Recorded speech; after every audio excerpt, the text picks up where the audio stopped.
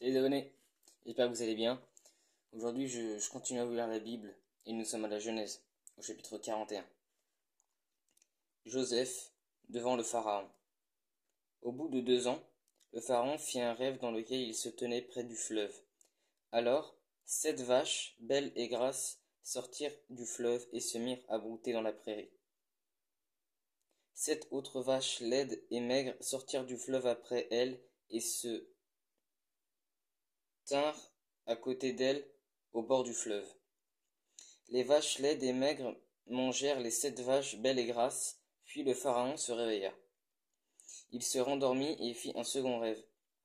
7 épis gros et beaux montaient sur une même tige, 7 épis maigres et brûlés par le vent des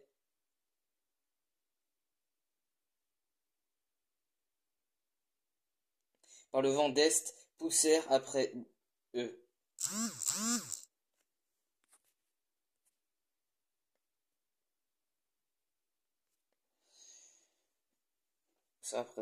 Les épis maigres engloutissèrent les épis gros et pleins, puis le Pharaon se réveilla. Voilà quel était le rêve. Le matin, le Pharaon eut l'esprit troublé, et il fit appel à tous les magiciens et tous les sages d'Égypte. Il leur raconta ses rêves, mais personne ne put les lui expliquer. Alors le grand responsable des boissons prit la parole et dit au Pharaon: Je vais rappeler aujourd'hui le souvenir de ma faute. Le Pharaon s'était irrité contre ses serviteurs. Il m'avait fait mettre en prison dans la maison du chef des gardes, ainsi que les chefs des boulangers. Nous avons tous les deux fait un rêve au cours d'une même nuit, et chacun de nous a reçu une explication en rapport avec le rêve qu'il avait fait. Il y avait là, avec nous, un jeune Hébreu, un esclave du chef des gardes.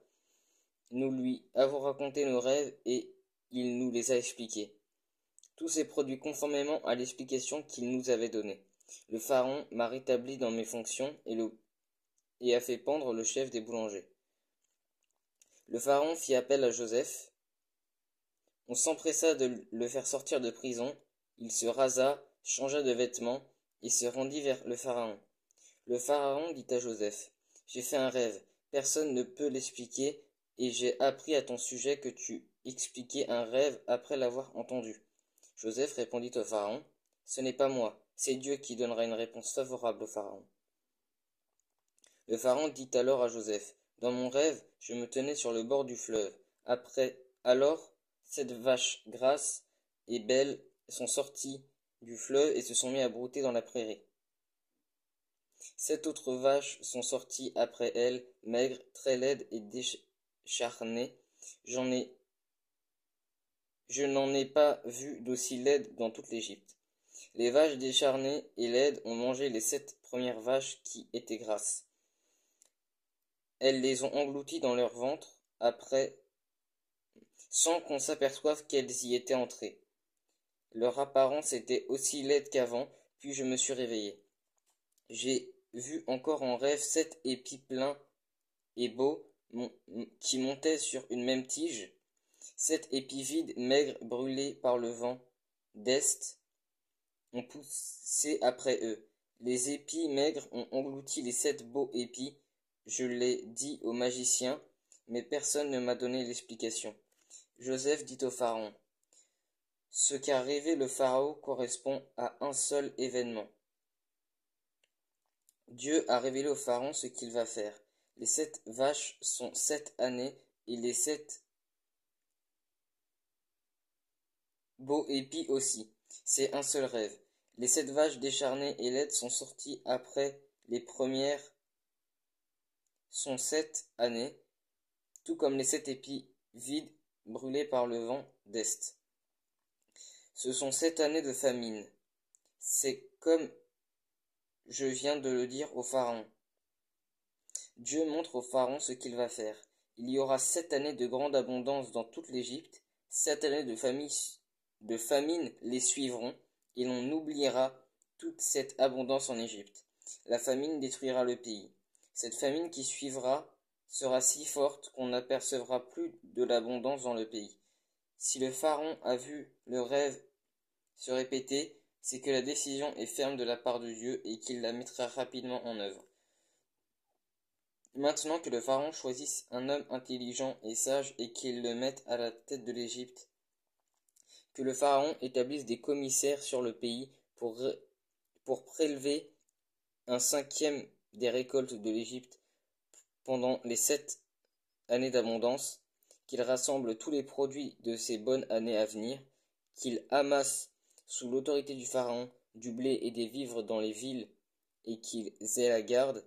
Ces provisions formeront une réserve pour le pays pour les 7 années de famine qui frapperont l'Égypte, afin que le pays ne soit pas détruit par la famine. Joseph, gouverneur de l'Égypte. Ces paroles plurent au pharaon et à tous ses serviteurs. Le pharaon dit à ses serviteurs, pourrions-nous trouver un homme tel que celui-ci, qui a en lui l'esprit de Dieu? Et le pharaon dit à Joseph, puisque Dieu t'a fait connaître tout cela, il n'y a personne qui soit aussi intelligent et aussi sage que toi.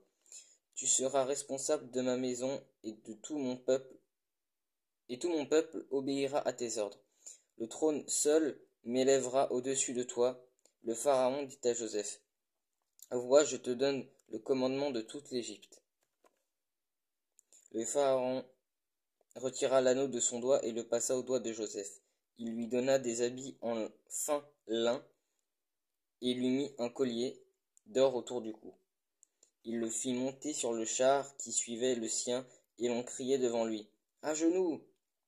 C'est ainsi que le pharaon lui donna le commandement de toute l'Égypte. Il dit encore à Joseph, c'est moi qui suis le pharaon.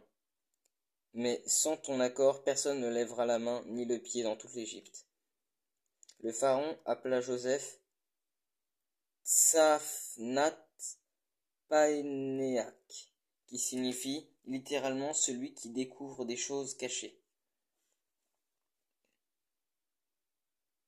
Il lui donna pour femme Asnath, fille de Potiphéra, le prêtre, dont On est une ville de la basse Égypte qui était le centre du culte du soleil.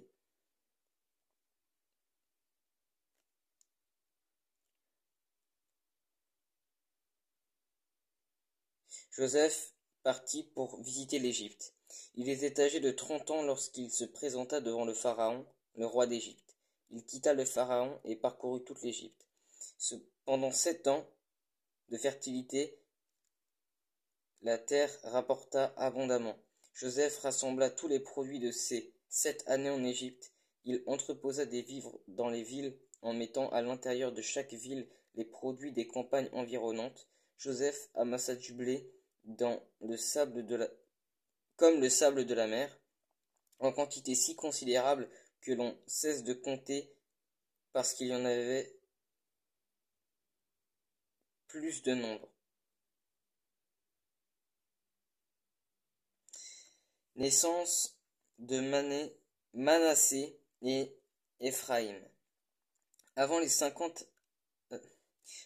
années de famine, Joseph eut 2 fils que lui donna Asnath, fille de Potiphéra, le prêtre dont